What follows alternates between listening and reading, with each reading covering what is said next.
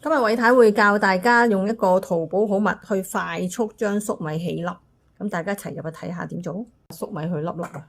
咁喺淘寶買嘅，我都唔記得幾多錢啊，10蚊樓下啦，幾蚊嘅啫。咁啊方便咧，大家如果經常食粟米或者想食啲新鮮粟米嗰啲咧，就用呢個嘅。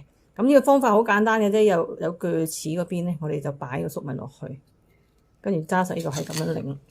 咁呢個方法好嘅就唔使攞把刀左片右片啦。咁同埋如果你話新鮮粟米刨完出嚟嗰個粟米芯咧，你有時可以整我嚟煲湯都得嘅。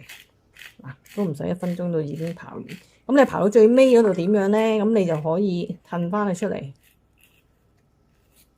嗱，將呢個調翻轉，揸翻轉呢度。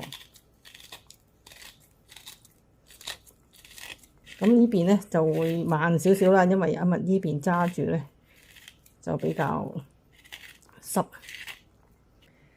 我唔使攞把刀去批啦。